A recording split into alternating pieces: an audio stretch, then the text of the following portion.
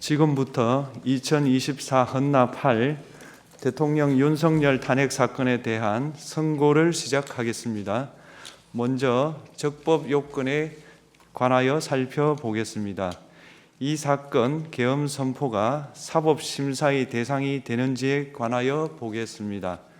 고위공직자의 헌법 및 법률 위반으로부터 헌법 질서를 수호하고자 하는 탄핵 심판의 취지를 고려하면 이 사건 계엄 선포가 고도의 정치적 결단을 요하는 행위라 하더라도 그 헌법 및 법률 위반 여부를 심사할 수 있습니다. 국회 법사의 조사 없이 이 사건 탄핵 소추안을 의결한 점에 대하여 보겠습니다. 헌법은 국회의 소추 절차를 입법에 맡기고 있고 국회법은 법사위 조사 여부를 국회의 재량으로 규정하고 있습니다. 따라서 법사위의 조사가 없었다고 하여 탄핵 소추 의결이 부적법하다고 볼 수 없습니다. 이 사건 탄핵 소추안의 의결이 일사부재의 원칙에 위반되는지 여부에 대해서 보겠습니다. 국회법은 부결된 안건을 같은 회기 중에 다시 발의할 수 없도록 규정하고 있습니다. 피청구인에 대한 1차 탄핵소추안이 제418회 정기회 회기에 투표 불성립되었지만 이 사건 탄핵소추안은 제419회 임시회 회기 중에 발의되었으므로 일사부재의 원칙에 위반되지 않습니다. 한편 이에 대해서는 다른 회기에도 탄핵소추안의 발의 횟수를 제한하는 입법이 필요하다는 재판관 정형식의 보충 의견이 있습니다. 이 사건 계엄이 단시간 안에 해제되었고 이로 인한 피해가 발생하지 않았으므로 보호 이익이 헌결되었는지 여부에 대해서 보겠습니다. 이 사건 계엄이 해제되었다고 하더라도 이 사건 계엄으로 인하여 이 사건 탄핵 사유는 이미 발생하였으므로 심판의 이익이 부정된다고 볼 수 없습니다. 소추 의결서에서 내란죄 등 형법 위반 행위로 구성하였던 것을 탄핵 심판 청구 이후에 헌법 위반 행위로 포섭하여 주장한 점에 대하여 보겠습니다. 기본적 사실관계는 동일하게 유지하면서 적용 법조문을 철회, 변경하는 것은 소추사유의 철회, 변경에 해당하지 않으므로 특별한 절차를 거치지 않더라도 허용됩니다. 피청구인은 소추사유에 내란죄 관련 부분이 없었다면 의결 정족수를 충족하지 못하였을 것이라고 주장하지만 이는 가정적 주장에 불과하며 객관적으로 뒷받침할 만한 근거도 없습니다. 대통령의 지위를 탈취하기 위하여 탄핵 소추권을 남용하였다는 주장에 대하여 보겠습니다. 이 사건 탄핵 소추안의 의결 과정이 적법하고 피소추자의 헌법 또는 법률 위반이 일정 수준 이상 소명되었으므로 탄핵 소추권이 남용되었다고 볼 수 없습니다. 그렇다면 이 사건 탄핵 심판 청구는 적법합니다. 한편 증거법칙과 관련하여 탄핵 심판 절차에서 형사소송법상 전문 법칙을 완화하여 적용할 수 있다는 재판관 이미선, 김형두의 보충 의견과 탄핵 심판 절차에서 앞으로는 전문 법칙을 보다 엄격하게 적용할 필요가 있다는 재판관 김복형, 조한창의 보충 의견이 있습니다. 다음으로 피청구인이 직무집행에 있어 헌법이나 법률을 위반하였는지 피청구인의 법 위반 행위가 피청구인을 파면할 만큼 중대한 것인지에 관하여 살펴보겠습니다. 우선 소추 사유별로 살펴보겠습니다. 1. 이 사건 계엄 선포에 관하여 보겠습니다.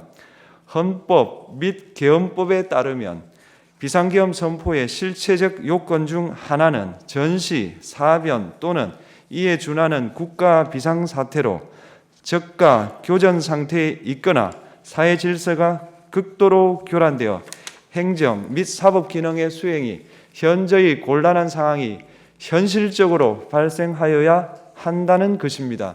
피청구인은 야당이 다수 의석을 차지한 국회의 이례적인 탄핵소추 추진, 일방적인 입법권 행사 및 예산 삭감 시도 등의 전횡으로 인하여 위와 같은 중대한 위기사항이 발생하였다고 주장합니다. 피청구인의 취임 후 이 사건 계엄 선포 전까지 국회는 행안부 장관, 검사, 방통위위원장, 감사원장 등에 대하여 총 22건의 탄핵소추안을 발의하였습니다. 이는 국회가 탄핵소추 사유의 위헌위법성에 대해 숙고하지 않은 채 법 위반의 의혹에만 근거하여 탄핵심판 제도를 정부에 대한 정치적 압박 수단으로 이용하였다는 우려를 낳았습니다. 그러나 이 사건 계엄 선포 당시에는 검사 1인 및 방통위위원장에 대한 탄핵 심판 절차만이 진행 중이었습니다. 피청구인이 야당이 일방적으로 통과시켜 문제가 있다고 주장하는 법률안들은 피청구인이 제의를 요구하거나 공포를 보류하여 그 효력이 발생되지 않은 상태였습니다. 2025년도 예산안은 2024년 예산을 집행하고 있었던 이 사건 계엄 선포 당시 상황에 어떠한 영향을 미칠 수 없고 위 예산안에 대하여 국회 예결특위의 의결이 있었을 뿐 본회의의 의결이 있었던 것도 아닙니다. 따라서 국회의 탄핵소추, 입법, 예산안 심의 등의 권한 행사가 이 사건 계엄 선포 당시 중대한 위기 상황을 현실적으로 발생시켰다고 볼 수 없습니다. 국회의 권한 행사가 위법, 부당하더라도 헌법재판소의 탄핵 심판, 피청구인의 법률안 제의 요구 등 평상시 권력 행사 방법으로 대처할 수 있으므로 국가 긴급권의 행사를 정당화할 수 없습니다.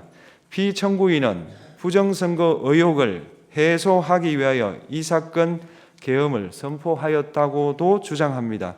그러나 어떠한 의혹이 있다는 것만으로 중대한 위기 상황이 현실적으로 발생하였다고 볼 수는 없습니다. 또한 중앙선관위는 제22대 국회의원 선거 전에 보안 취약점에 대하여 대부분 조치하였다고 발표하였으며 사전, 우편, 투표함, 보관장소, CCTV 영상을 24시간 공개하고 개표 과정에 수검표 제도를 도입하는 등의 대책을 마련하였다는 점에서도 피청구인의 주장은 타당하다고 볼 수 없습니다.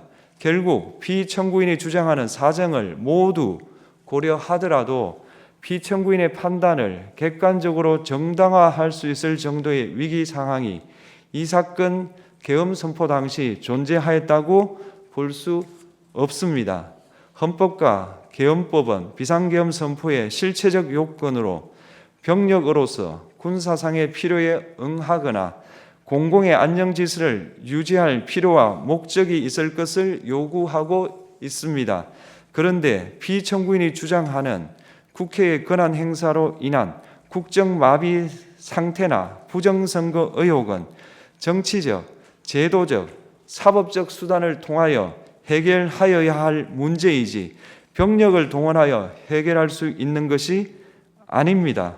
피청구인은 이 사건 계엄이 야당의 전횡과 국정위기 상황을 국민에게 알리기 위한 경고성 계엄 또는 호소형 계엄이라고 주장하지만 이는 계엄법이 정한 계엄 선포의 목적이 아닙니다. 또한 피청구인은 계엄 선포에 그치지 아니하고 군경을 동원하여 국회의 권한 행사를 방해하는 등의 헌법 및 법률 위반 행위로 나아갔으므로 경고성 또는 호소형 계엄이라는 피청구인의 주장을 받아들일 수 없습니다. 그렇다면 이 사건 계엄 선포는 비상계엄 선포의 실체적 요건을 위반한 것입니다. 다음으로 이 사건 계엄 선포가 절차적 요건을 준수하였는지에 관하여 보겠습니다. 계엄 선포 및 계엄 사령관 임명은 국무회의의 심의를 거쳐야 합니다. 피청구인이 이 사건 계엄을 선포하기 직전에 국무총리 및 9명의 국무위원에게 계엄 선포의 취지를 간략히 설명한 사실은 인정됩니다.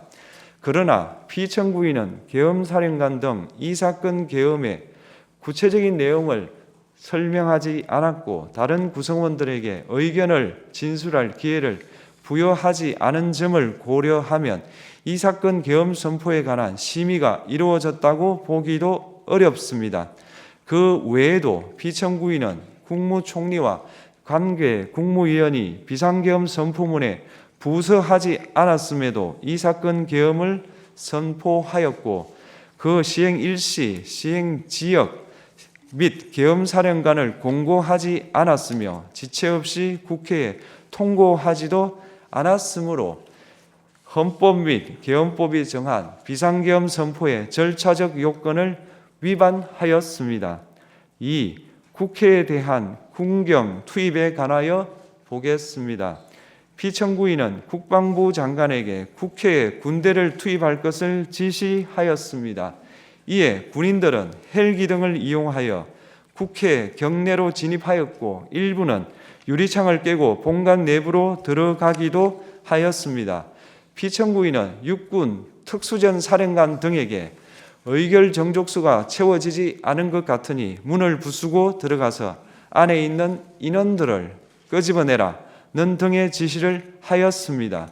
또한 피청구인은 경찰청장에게 계엄사령관을 통하여 이 사건 포고령의 내용을 알려주고 직접 6차례 전화를 하기도 하였습니다. 이에 경찰청장은 국회 출입을 전면 차단하도록 하였습니다. 이는 이로 인하여 국회로 모이고 있던 국회의원들 중 일부는 담장을 넘어가야 했거나 아예 들어가지 못하였습니다.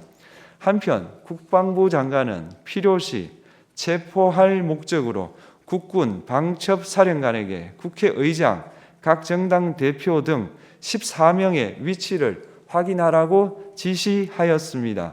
피청구인은 국가정보원 1차장에게 전화하여 국군 방첩사령부를 지원하라고 하였고 국군 방첩사령관은 국가정보원 1차장에게 위 사람들에 대한 위치 확인을 요청하였습니다. 이와 같이 피청구인은 군경을 투입하여 국회의원의 국회 출입을 통제하는 한편 이들을 끌어내라고 지시함으로써 국회의 권한 행사를 방해하였으므로 국회에 계엄 해제 요구권을 부여한 헌법 조항을 위반하였고 국회의원의 심의 표결권, 불체포 특권을 침해하였습니다. 또한 각 정당의 대표 등에 대한 위치 확인 시도에 관여함으로써 정당 활동의 자유를 침해하였습니다. 피청구인은 국회의 권한 행사를 막는 등 정치적 목적으로 병력을 투입함으로써 국가 안전보장과 국토방위를 사명으로 하여 나라를 위해 봉사하여 온 군인들이 일반 시민들과 대치하도록 만들었습니다. 이에 피청구인은 국군의 정치적 중립성을 침해하고 헌법에 따른 국군 통수 의무를 위반하였습니다. 3. 이 사건 포고령 발령에 관하여 보겠습니다. 피청구인은 이 사건 포고령을 통하여 국회, 지방의회, 정당의 활동을 금지함으로써 국회에 계엄 해제 요구권을 부여한 헌법조항, 정당 제도를 규정한 헌법조항, 대의민주주의 권력 분리 원칙을 위반하였습니다. 비상계엄 하에서 기본권을 제한하기 위한 요건을 정한 헌법 및 계엄법 조항, 영장주의를 위반하여 국민의 정치적 기본권, 단체 행동권, 직업의 자유를 침해하였습니다. 4. 중앙선관위에 대한 압수수색에 관하여 보겠습니다. 피청구인은 국방부 장관에게 병력을 동원하여 선관위의 전산 시스템을 점검하라고 지시하였습니다. 이에 따라 중앙선관위 청사에 투입된 병력은 출입 통제를 하면서 당직자들의 휴대전화를 압수하고 전산 시스템을 촬영하였습니다. 이는 선관위에 대하여 영장 없이 압수수색을 하도록 하여 영장주의를 위반한 것이자 선관위의 독립성을 침해한 것입니다. 5. 법조인에 대한 위치 확인 시도에 관하여 보겠습니다. 앞서 말씀드린 바와 같이 피청구인은 필요시 체포할 목적으로 행해진 위치 확인 시도에 관여하였는데 그 대상에는 퇴임한 지 얼마 되지 않은 전 대법원장 및 전 대법관도 포함되어 있었습니다. 이는 현직 법관들로 하여금 언제든지 행정부에 의한 체포 대상이 될 수 있다는 압력을 받게 함으로 사법권의 독립을 침해한 것입니다. 지금까지 살펴본 피청구인의 법 위반 행위가 피청구인을 파면할 만큼 중대한 것인지 관하여 보겠습니다.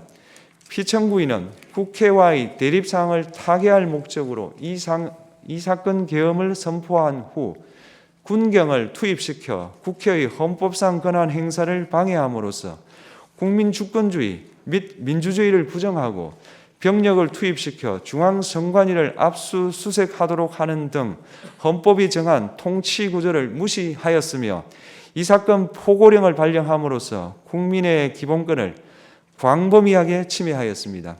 이러한 행위는 법치국가 원리와 민주국가 원리의 기본 원칙들을 위반한 것으로 그 자체로 헌법 질서를 침해하고 민주공화정의 안정성에 심각한 위해를 끼쳤습니다. 한편 국회가 신속하게 비상계엄 해제 요구를 결의할 수 있었던 것은 시민들의 저항과 군경의 소극적인 임무 수행 덕분이었으므로 이는 피청구인의 법 위반에 대한 중대성 판단에 영향을 미치지 않습니다. 대통령의 권한은 어디까지나 헌법에 의하여 부여받은 것입니다.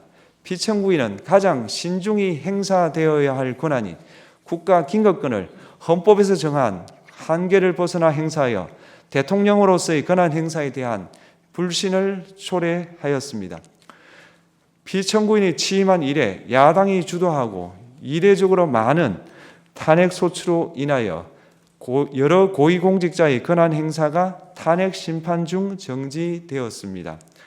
2025년도 예산안에 관하여 헌정사상 최초로 국회 예산결산특별위원회에서 정액 없이 감액에 대해서만 야당 단독으로 의결하였습니다. 피청구인이 수립한 주요 정책들은 야당의 반대로 시행될 수 없었고 야당은 정부가 반대하는 법률안들을 일방적으로 통과시켜 피청구인의 제의 요구와 국회의 법률안 의결이 반복되기도 하였습니다. 그 과정에서 피청구인은 야당의 전횡으로 국정이 마비되고 국익이 현저히 저해되어 가고 있다고 인식하여 이를 어떻게든 타개하여야만 한다는 막중한 책임감을 느끼게 되었을 것으로 보입니다. 피청구인이 국회의 권한 행사가 권력 남용이라거나 국정 마비를 초래하는 행위라고 판단한 것은 정치적으로 존중되어야 합니다. 그러나 피청구인과 국회 사이에 발생한 대립은 일방의 책임에 속한다고 보기 어렵고 이는 민주주의 원리에 따라 해소되어야 할 정치의 문제입니다.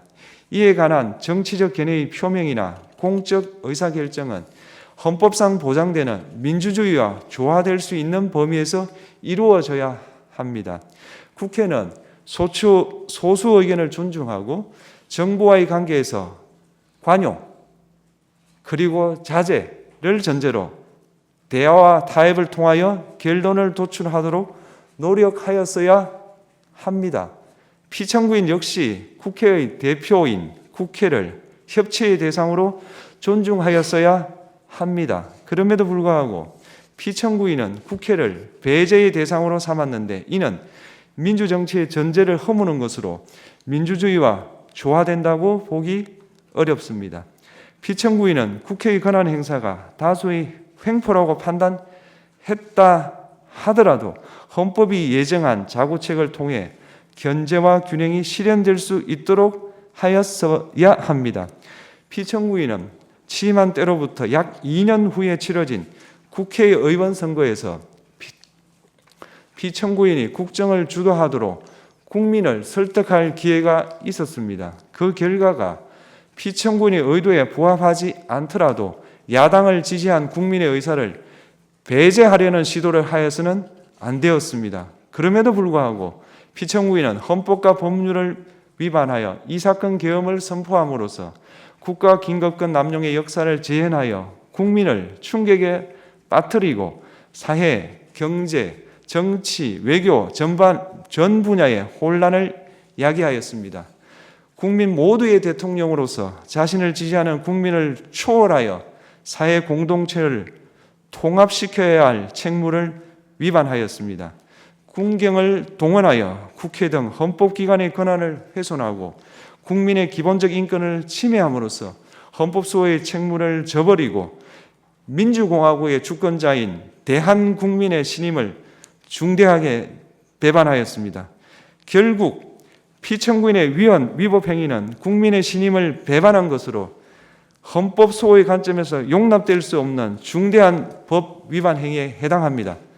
피청구인의 법 위반 행위가 헌법 질서에 미친 부정적 영향과 파급 효과가 중대하므로 피청구인을 파면함으로써 얻는 헌법소의 이익이 대통령 파면에 따르는 국가적 손실을 압도할 정도로 크다고 인정됩니다. 이에 재판관 전원의 일치된 의견으로 주문을 선고합니다.